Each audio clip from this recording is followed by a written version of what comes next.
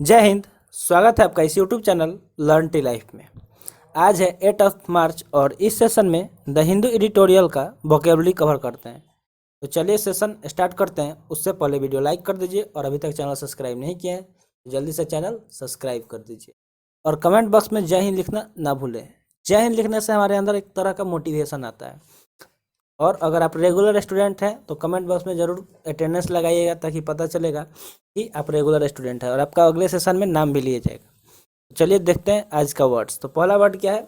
Shroud. पहला word क्या है? श्राउड। श्राउड की बात करें तो एक नाउन होता है। क्या होता है? सॉरी, एक वर्ब है। श्राउड की बात करें तो एक वर्ब है जिसका मीनिंग होता है कवर और envelope so as to conceal from view. मतलब किसी चीज़ को दृश्य मतलब दिखने से क्या करना, ढकने के लिए क्या करते हैं, उस पर कवर लगा देते हैं या उस पर इन्वेलप लगा देते हैं। ठीक है।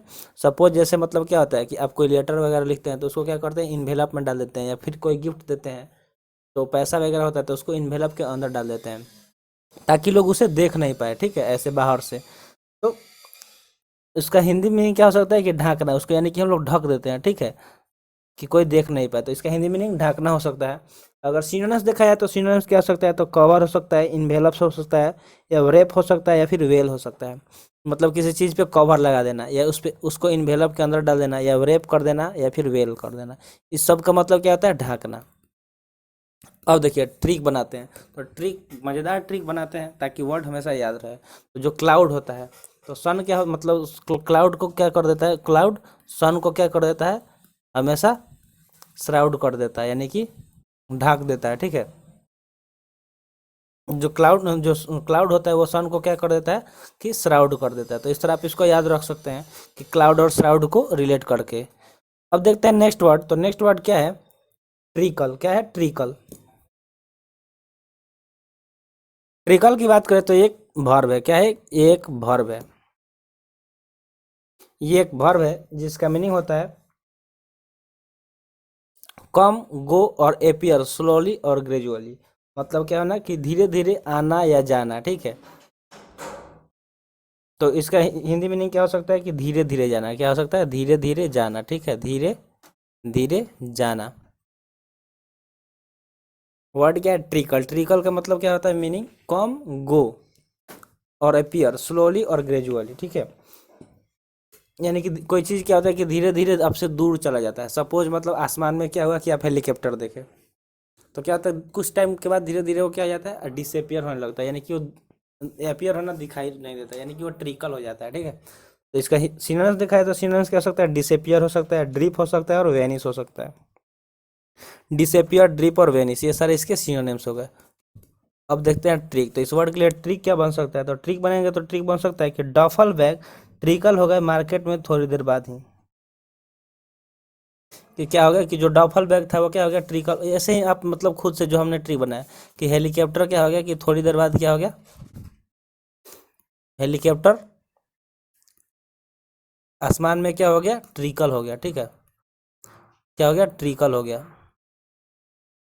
अब देखते हैं नेक्स्ट वर्ड। तो नेक्स्ट वर्ड क्या है? जेस्ट। नेक्स्ट वर्ड क्या है? जेस्ट। जेस्ट की बात करें तो ये एक नाउन है। ठीक है, एक नाउन है जिसका मीनिंग होता है ग्रेट इंथुआज्म एंड एनर्जी। मतलब बहुत ही ज़्यादा आपके पास उत्साह और ऊर्जा, तो उसके लिए जेस्ट वर्ड यूज करते हैं। ठीक है, जिसका हिंदी मीनिंग होता है उत्तेजकता। ठीक है, उत्तेजकता, यानी किसी बात को लेकर आप काफ़ी ज़्यादा एक्साइटेड हैं, यानी या आपके अंदर कुछ ज़्यादा जोश भरा पड़ा है। उत्तेजकता या जोश या खुशी, ये सब आप बोल सकते हैं। ठीक है, जेस्ट मतलब। और सिनोनिम्स की बात करें तो सिनोनिम्स गेस्टो हो सकता है, किन्नेस हो सकता है, एविडिटी हो सकता है और जील हो सकता है। जील मतलब क्या होता है? जील मतलब भी उत्साह होता है। ठीक है, उत्साह, जोश, जुनून। ठीक है। अब है ट्रिक की बारी। तो ट्रिक इसके लिए क्या बन सकता है कि टेस्ट देने के लिए स्टूडेंट के अंदर जेस्ट आ गया था। क्या हो गया था कि स्टूडेंट के अंदर टेस्ट के लिए जेस्ट था। कि स्टूडेंट के अंदर क्या था? टेस्ट के लिए जेस्ट था, यानी कि जोश था, जुनून था कि वो टेस्ट में पास हो जाएंगे। ठीक है। अब देखते हैं नेक्स्ट वर्ड। तो नेक्स्ट वर्ड क्या है? रेन। क्या है? रेन। रेन एक नाउन है। रेन एक नाउन है जिसका मीनिंग होता है the power to direct and control. मतलब आपके पास ऐसा पावर हो जो क्या कर सकते, किसी चीज़ को डायरेक्ट कर सके, निर्देश दे सकते और उसको कंट्रोल कर सकते। मतलब कि आपके हाथ में क्या होना, किसी चीज़ का बागडोर होना। ठीक है, क्या होना कि बागडोर होना, कि आपके पास पावर है कि आप किसी चीज़ को या तो डायरेक्ट कर सकते हैं या कंट्रोल कर सकते हैं, तो उसको रेन बोलते हैं। क्या बोलते हैं? रेन। जैसे राजा होता है तो उसके पास क्या होता है? पावर होता है किसी भी चीज़ को कंट्रोल करने का, तो उसको क्या बोलते हैं कि वो अपने शासन काल में, यानी कि रेन के टाइम। तो रेन मतलब क्या होता है कि बागडोर। ठीक है, अगर सिनोनिम्स देखा है तो सिनोनिम्स क्या हो सकता है? तो कंट्रोल हो सकता है, गवर्न हो सकता है, कर्व हो सकता है, या फिर कमांड हो सकता है। ये सारे इसके सिनोनिम्स हो गए। कंट्रोल, गवर्न, कर्व और कमांड, ये सारे इसके सिनोनिम्स हो गए। और रेन के लिए ट्रिक बनाया जाए तो ट्रिक क्या बन सकता है कि ऐसे बना सकते हैं कि महाराणा प्रताप जो थे, क्या थे? महाराणा प्रताप। ठीक है, महाराणा प्रताप क्या किए थे कि महाराणा प्रताप ने अकबर के रेन से चैन छीन लिया। महाराणा प्रताप ने क्या किया कि अकबर के रेन से चैन छीन लिया। ठीक है, अकबर के रेन से चैन छीन लिया। तो इस तरह आप इसको याद रख सकते हैं। ठीक है,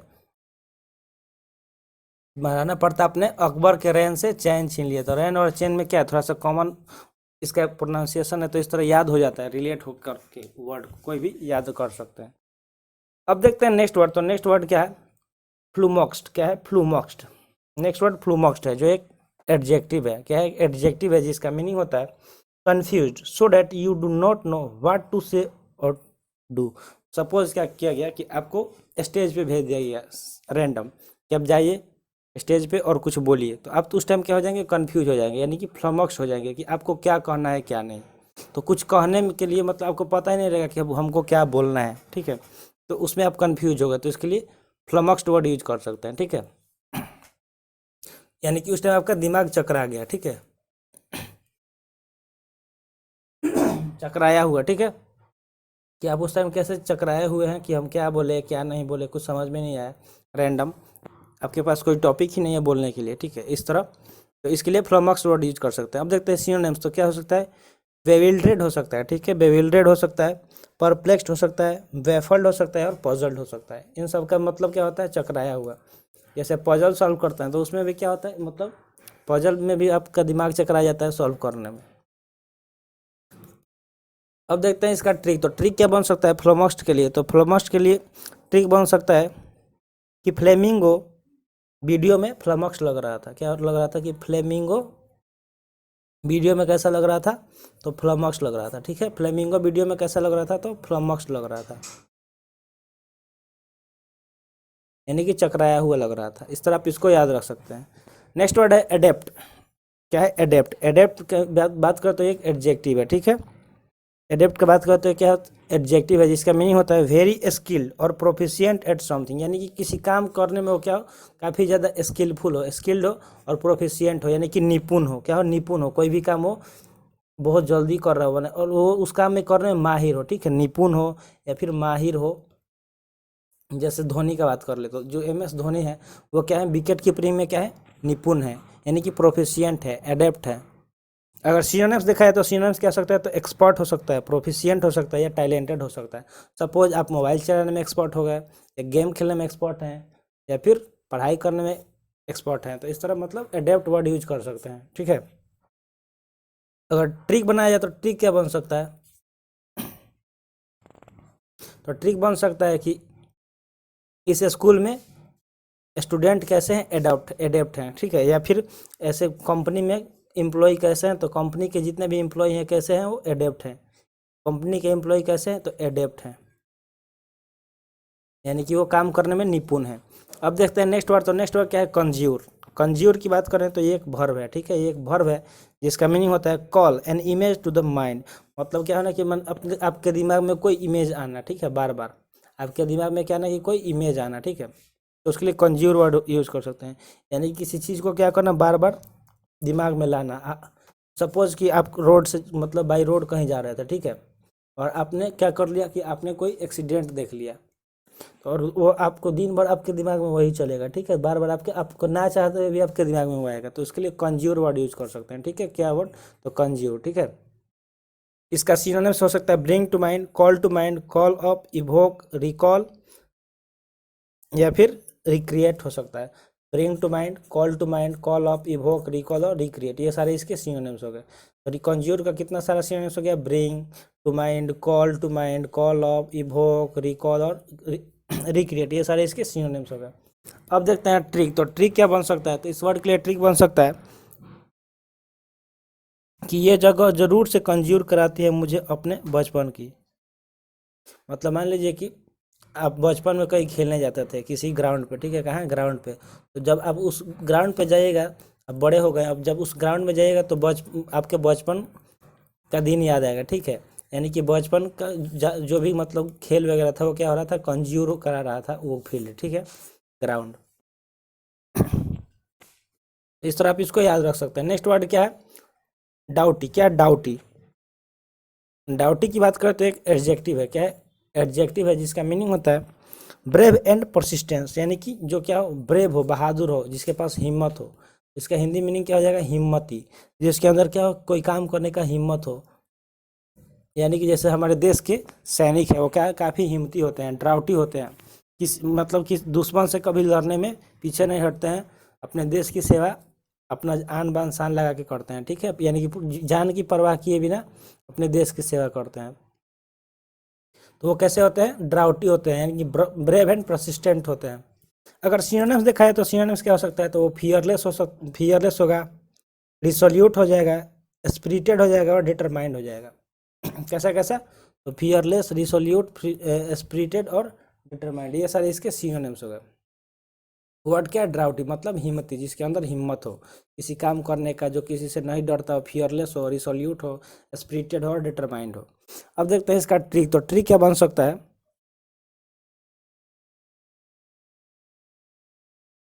तो ऐसे मतलब कर सकते हैं कि मतलब इंडियन सोल्जर क्या है, ड्राउटी होते हैं, कि इंडियन सोल्जर क्या होते हैं, ड्राउटी हैं, सॉरी डाउटी होते हैं। इंडियन सोल्जर कैसे होते हैं, डाउटी होते हैं, ठीक है, ड्राउटी नहीं है, ये डाउटी है। अब देखते हैं नेक्स्ट वर्ड। तो नेक्स्ट वर्ड क्या है, सिमलेसली। क्या है, सिमलेसली। सिमलेसली की बात करें तो एक एडवर्ब होता है। क्या होता है, एक एडवर्ब होता है जिसका मीनिंग होता है smooth and continuous with no apparent gaps और space between one part and the next. मतलब जो क्या हो, स्मूथ और कंटिन्यूअस हो, जिसमें क्या हो, कोई गैप नहीं दिख रहा हो और स्पेस नहीं हो, ठीक है, जिसमें कोई गैप और स्पेस नहीं हो एक पार्ट की मतलब दूसरे पार्ट में सब, ठीक है, तो उसके लिए सिमलेसली वर्ड यूज करेंगे, जिसका हिंदी मीनिंग क्या हो जाएगा, बिना जोर का, ठीक है, बिना जोर का, जिसमें कोई मतलब जोर ना हो। क्या, बिना जोर का। इसका सिनोनिम देखा है तो सिनोनिम्स क्या हो सकता है, फ्लॉलेसली, स्मूथली, फॉल्टलेसली और कंसिस्टेंटली। ये सारे इसके सिनोनिम्स हो गए, फ्लॉलेसली, स्मूथली, फॉल्टलेसली और कंसिस्टेंटली। इसके लिए ट्रिक क्या बन सकता है, तो ट्रिक बनेगा कि आईपीएल में सीएसके की टीम सिमलेसली खेल रही है, कि आईपीएल में जो चेन्नई सुपर किंग है वो कैसे खेल रही है, तो सिमलेसली खेल रही है, ठीक है। चेन्नई सुपर किंग कैसे खेल रही है, तो सिमलेसली, यानी कि फ्लॉलेसली, यानी कि बिना जोर का, सिमलेसली। इस तरह आप इसको याद रख सकते हैं। अब देखते हैं नेक्स्ट वर्ड, और आज के सेशन का ये लास्ट वर्ड है। वर्ड क्या है, रिच्ड। वर्ड क्या है, रिच्ड। रिच्ड की बात करें तो एक एडजेक्टिव है जिसका मीनिंग होता है ऑफ पुअर क्वालिटी या वेरी बैड। मतलब कोई किसी मतलब कोई चीज़ क्या बहुत खराब क्वालिटी का हो, जिसका क्वालिटी पुअर हो या बहुत खराब हो, यानी कि निंदनीय हो। क्या हो, निंदनीय, निंदनीय। इसका हिंदी मीनिंग क्या रहेगा, निंदनीय। अगर सिनोनिम्स देखा जाए तो सिनोनिम्स क्या हो सकता है, टेरिबल हो सकता है, ऑफुल हो सकता है, डायर हो सकता है और पुअर हो सकता है। टेरिबल, ऑफुल, डायर और पुअर, ये सारे इसके सिनोनिम्स हो गए। और इसके लिए ट्रिक क्या बन सकता है, तो ट्रिक बन सकता है कि रैट ने कपड़े की हालत रैच कर दी। रैट ने क्या किया कि जो कपड़े रखे हुए थे रूम में और रूम बंद पड़ा हुआ था, तो कपड़े की हालत कैसे कर दी, तो रैच कर दी, ठीक है, यानी कि निंदनीय कर दिया, उसको पूरा कुतर दिया, काट दिया, खराब कर दिया, उसका क्वालिटी खराब कर दिया, ठीक है। तो इस तरह आप इसको याद रख सकते हैं, रैट को रैट के साथ कनेक्ट करके। तो आज का सेशन यहीं पे समाप्त हुआ। आई होप सेशन पसंद आई होगी। थैंक्स फॉर वॉचिंग, मिलते हैं फिर अगले सेशन में। जय हिंद।